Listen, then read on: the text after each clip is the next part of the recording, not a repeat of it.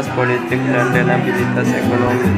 Terbentuknya pemerintahan Orde Baru yang diawali dengan keputusan Sidang Istimewa MPRS tanggal 12 Maret 1967 yang menetapkan Jenderal Soeharto sebagai pejabat presiden. Kedudukannya itu semakin kuat setelah 27 Maret 1968 MPRS mengukuhkannya sebagai presiden penuh. Pengukuhan tersebut dapat dijadikan indikator dimulainya kekuasaan Orde Baru. Mengenai kebijakan politik luar negeri yang dipandang menyimpang, pemerintah Orde Baru berupaya mengembalikan Indonesia dari politik Nepos, Oldepos, dan Poros Jakarta, Phnom Penh, Hanoi, Peking, Pyongyang ke politik luar negeri Indonesia yang bebas dan aktif. Tujuan dari politik luar negeri pun diarahkan untuk dapat dilakukannya pembangunan kesejahteraan rakyat. Hal itu nampaknya dari pernyataan Jenderal Soeharto sebagai pemegang mandat Sumber Semar tanggal 4 April 1966. Beliau menyatakan bahwa Indonesia akan menjalankan politik luar negeri yang bebas, aktif, yang mengabdi kepada kepentingan bangsa dan ditujukan untuk mencapai kesejahteraan rakyat. Dalam upaya mencapai tujuan tersebut, maka politik luar negeri Indonesia akan ditunjukkan pada perluasannya kerjasama ekonomi dan keuangan antara Indonesia dengan dunia luar, baik timur maupun barat, selama kerjasama itu menguntungkan bagi kepentingan Indonesia. Sebagai wujud nyata dari niat itu, Indonesia memulihkan kembali hubungan baik dengan Malaysia, termasuk Singapura yang sempat terganggu akibat kebijakan konfrontasi Indonesia 1963 sampai 1966. Di samping itu, sejak 28 September 1966 Indonesia kembali aktif di Forum Perserikatan Bangsa-Bangsa atau PBB. Pada era Orde Lama, Indonesia pada 1 Januari 1963 keluar dari lembaga tersebut. Bikin langkah berikutnya, Indonesia bersama Malaysia, Singapura, Thailand, dan Filipina membentuk organisasi kerjasama regional ASEAN, Association of South, di Bangkok 8 Agustus 1967. Tujuan pembentukan ASEAN ini adalah untuk meningkatkan kerjasama regional khususnya di bidang ekonomi dan budaya. Stabilisasi politik dan keamanan sebagai dasar pembangunan. Orde Baru merencanakan berbagai konsep dan aktivitas pembangunan nasional yang berorientasi pada kesejahteraan masyarakat. Langkah pertama melaksanakan pembangunan nasional tersebut adalah dengan membentuk Kabinet Pembangunan 1 pada 6 Juni 1963. Program Kabinet 1 dikenal dengan sebutan Pancakrida Kabinet Pembangunan yang berisi 1. Menciptakan stabilitas politik dan ekonomi sebagai syarat mutlak berhasilnya pelaksanaan rencana pembangunan 5 tahun atau repelita dan pemilihan umum atau pemilu. 2. Menyusun dan merencanakan repelita. 3. Melaksanakan pemilu selambat-lambatnya pada Juli 1971. 4. Mengembalikan ketertiban dan keamanan masyarakat dengan mengikis habis sisa-sisa G30 SPKI pada setiap bentuk rongrongan penyelewengan serta pengkhianatan terhadap Pancasila dan Undang-Undang Dasar 1945. Dan 5. Melanjutkan penyempurnaan dan pembersihan secara menyeluruh aparat negara baik di pusat maupun di daerah dari unsur-unsur komunisme. Pada akhir tahun 1971, pemerintah Orde Baru melepaskan gagasan penyederhanaan partai politik dengan alasan-alasan tertentu, seperti kasus dalam masa demokrasi parlementer. Pada masa itu, banyaknya partai dianggap tidak mempermudah pembangunan, justru sebaliknya menambah permasalahan. Titik penyebabnya bukan hanya karena persaingan antar parpol, melainkan juga persaingan dalam tubuh antara para pemimpinnya tidak jarang memicu timbulnya krisis. Bahkan perpecahan yang dimulai bisa mengganggu stabilitas Polkam. Atas dasar itu pemerintah dapat perlu diadanya penyederhanaan partai sebagai bagian dari pelaksanaan demokrasi Pancasila. Pada awalnya banyak parpol yang menolak gagasan itu, dan sedikit banyak dinilai dalam penutup aspirasi kebebasan berkumpul dan berserikat yang dijamin oleh Undang-Undang 1954. Namun titik adanya tekanan pemerintah penyebab mereka tidak mempunyai pilihan lain. Dari semua usaha-usaha yang dilakukan oleh Presiden Soeharto pada masa awal pemerintahannya, semua bertujuan untuk menggerakkan jalannya kegiatan pembangunan ekonomi. Pembangunan ekonomi bisa berjalan dengan baik jika stabilitas politik dan keamanan. Stabilisasi penyeragaman, depolitisasi parpol dan ormas juga dilakukan oleh pemerintahan Orde Baru melalui cara penyerangan ideologis melalui ideologi Pancasila.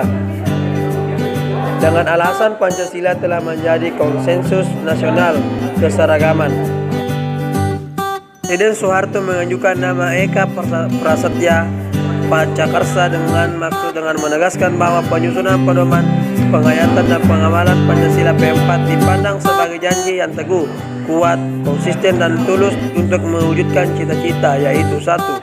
Takwa kepada Tuhan Yang Maha Esa dan menghargai orang lain yang berlainan agama atau kepercayaan. 2. Mencintai sesama manusia dengan selalu ingat kepada orang lain, tidak sewenang-wenang. 3. Mencintai tanah air, menempatkan kepentingan negara atas kepentingan pribadi. 4. Demokratis dan patuh pada putusan rakyat yang sah. 5. Suka menolong orang lain sehingga dapat meningkatkan kemampuan orang lain atau referensi bahan penataran P4 dalam Anhar Gonggong. Tujuan penataran P4 adalah membentuk pemahaman yang sama mengenai demokrasi Pancasila, sehingga dengan pemahaman yang sama diharapkan persatuan dan kesatuan nasional akan terbentuk dan terpelihara yang kuat terhadap pemerintah Orde Baru. Setelah P4 menjadi TAP MPR dan dilaksanakan, selanjutnya Orsospol yang diselenggarakan dalam arti harus mau menerima Pancasila sebagai satu-satunya asas partai organisasi yang dikenal dengan sebutan asas tunggal. Gagasan asas tunggal itu disampaikan oleh Presiden Soeharto dalam pidato pembukaan rapat pemimpin ABRI Rapin ABRI di Pekanbaru, Riau tanggal 27 Maret 1980 dan dilontarkan kembali pada acara ulang tahun Korps Pasukan Sandi Yuda Kopasanda di Cijantung, Jakarta 16 April 1980. Penerapan dui fungsi ABRI. Konsep dui fungsi ABRI sendiri dipahami sebagai jiwa, tekad, dan semangat pengabdian ABRI untuk bersama-sama dengan kekuatan perjuangan lainnya memikul tugas dan tanggung jawab perjuangan bangsa Indonesia baik di bidang hankam negara maupun di bidang kesejahteraan bangsa dalam rangka penciptaan tujuan nasional berdasarkan Pancasila dan Undang-Undang Dasar 1945. Berangkat dari pemahaman tersebut, ABRI memiliki keyakinan bahwa tugas mereka tidak hanya dalam bidang hankam namun juga non-hankam. Sebagai kekuatan hankam, ABRI merupakan suatu unsur dalam lingkungan aparatur pemerintah yang bertugas di bidang kegiatan-kegiatan melindungi segenap bangsa Indonesia dan seluruh tumpah darah Indonesia. Sebagai kekuatan sosial, ABRI adalah suatu unsur dalam kehidupan politik di lingkungan masyarakat yang bersama-sama dengan kekuatan sosial lainnya secara aktif melaksanakan kegiatan-kegiatan pembangunan nasional. Dui fungsi ABRI. Seperti yang sudah dijelaskan sebelumnya, diartikan bahwa ABRI memiliki dua fungsi, yaitu fungsi sebagai pusat kekuatan militer Indonesia dan juga fungsinya di bidang politik. Dalam pelaksanaannya pada era Soeharto, fungsi utama ABRI sebagai kekuatan militer Indonesia memang tidak dapat dikesampingkan. Namun pada era ini, peran ABRI dalam di bidang politik terlihat lebih signifikan seiring dengan diangkatnya Presiden Soeharto oleh MPRS pada tahun 1968. Pada masa Orde Baru, pelaksanaan negara banyak didominasi oleh ABRI. Dominasi yang terjadi pada masa itu dapat dilihat dari a. banyaknya jabatan pemerintah, mulai dari bupati, wali kota, gubernur, pejabat eselon, menteri, bahkan duta besar diisi oleh anggota ABRI yang dikaryakan. b. Selain dilakukannya pembentukan fraksi ABRI di parlemen, ABRI bersama-sama Korpri pada waktu itu juga dijadikan sebagai salah satu tulang punggung yang menyangga keberadaan Golkar sebagai partai politik yang berkuasa pada waktu itu. C. ABRI melalui berbagai yayasan yang dibentuk diperkenalkan mempunyai dan menjalankan berbagai bidang usaha dan lain sebagainya. Rehabilitasi ekonomi Orde Baru. Seperti yang telah diuraikan di atas, stabilisasi Polkam diperlukan untuk pembangunan ekonomi bagi kesejahteraan rakyat. Kondisi ekonomi yang diwarisi Orde Lama adalah sangat buruk. Sektor produksi barang-barang konsumsi misalnya hanya berjalan 20% dari kapasitasnya. Demikian pula sektor pertanian dan perkebunan yang menjadi salah satu tumpuan ekspor juga tidak mengalami perkembangan yang berarti. Hutan yang jatuh tempo pada akhir Desember 1965 seluruhnya berjumlah 2.358 juta dolar dengan perincian negara yang memberikan hutang pada masa Orde Lama adalah blok negara komunis, negara barat, sisanya pada negara Asia dan badan-badan internasional. Program rehabilitasi ekonomi Orde Baru dilaksanakan berlandaskan pada tahap MPRS 1966 yang isinya antara lain mengharuskan diutamakannya masalah perbaikan ekonomi rakyat di atas segala soal-soal nasional yang lain termasuk soal-soal politik. Konsekuensinya kebijakan politik dalam dan luar negeri pemerintah harus sedemikian rupa hingga benar-benar membantu perbaikan ekonomi rakyat. Kebijakan-kebijakan yang diambil pemerintah pada awal Orde Baru mulai menunjukkan hasil positif.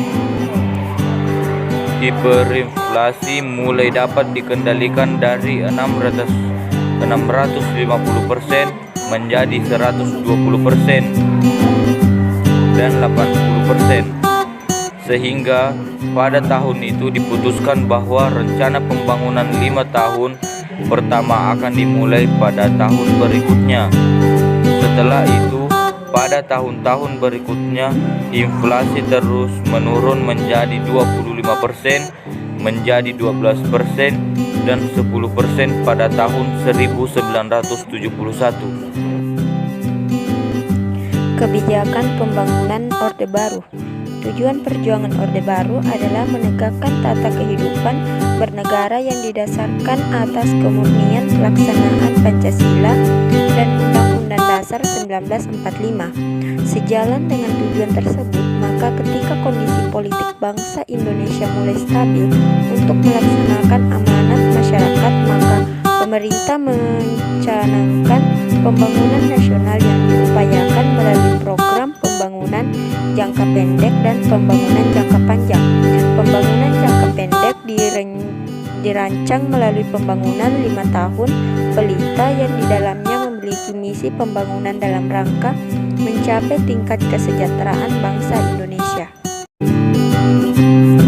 Dalam usaha mewujudkan tujuan nasional, Majelis Permusyawaratan Rakyat sejak tahun 1973 sampai 1978 sampai 1988 sampai 1993 menetapkan garis-garis besar haluan negara atau GBHN.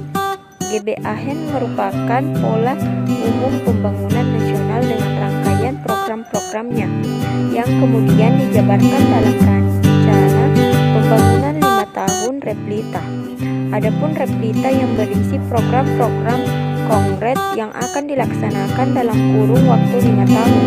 Dalam Replita ini dimulai sejak tahun 1969 sebagai awal pelaksanaan pembangunan jangka pendek dan jangka panjang. Kemudian terkenal dengan konsep pembangunan jangka panjang tahap 1 1969 sampai 1994. Menurut indikator saat itu, pembangunan dianggap telah berhasil memajukan segenap aspek kehidupan bangsa dan telah meletakkan landasan yang cukup kuat bagi bangsa Indonesia untuk memasuki pembangunan jangka panjang tahap 2 1993 sampai 2020. Pertanian. Sepanjang 1970-an hingga 1980-an dilakukan investasi besar-besaran untuk infrastruktur pembangunan 5 tahun Pelita. Swasembada pangan merupakan fokus tersendiri dalam rencana pembangunan yang dibuat oleh Soeharto pada Pelita 1 yang dicanangkan dalam landasan awal pembangunan pemerintahan Orde Baru. Dititik beratkan pada pembangunan di sektor pertanian yang bertujuan mengajar keterbelakangan ekonomi melalui proses pembaruan sektor pertanian. Tujuan Pelita 1 adalah meningkatkan taraf hidup rakyat melalui sektor pertanian yang dipotong oleh kekuatan koperasi dan sekaligus melatar dasar pembangunan dalam tahap berikutnya. Soeharto, pembangunan pendidikan mengalami kemajuan yang sangat penting. Ada 3 hal yang patut dicatat dalam bidang pendidikan masa Orde Baru adalah pembangunan sekolah dasar Impres, SD Impres, program wajib belajar dan perbentukan kelompok belajar atau kejar semuanya. Itu bertujuan untuk memperluas kesempatan belajar terutama di pedesaan dan bagi daerah perkotaan yang penduduknya berpenghasilan rendah. Keluarga berencana (KB). Pada masa Orde Baru dilaksanakan program untuk pengendalian pertumbuhan penduduk yang dikenal dengan keluarga berencana (KB). Pada tahun 1967 pertumbuhan penduduk Indonesia mencapai 2,6% dan pada tahun 1996 telah menurun drastis menjadi 1,6%.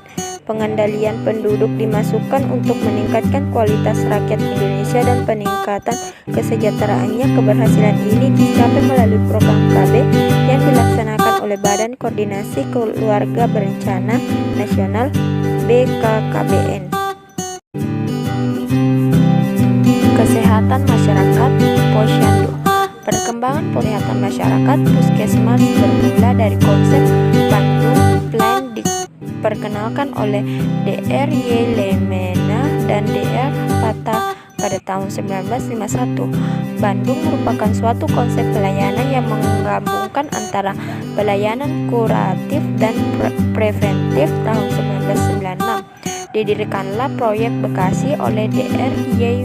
Sulianti di Lemah Abang, yaitu model pelayanan kesehatan pedesaan dan pusat pelatihan tenaga. Kemudian didirikan Health Center HC di 8 lokasi, yaitu di Indrapura, Sumut, Bojonglo, Jabar, Salaman, Janteng, Bojosari, Jatim, Kasiman, Bali, Metro, Lampung, DIY, dan Kalimantan Selatan. Pada 12 November 1962, Presiden Soeharto mencanangkan program pemberantasan malaria dan pada tanggal tersebut menjadi Hari Kesehatan Nasional (HKN).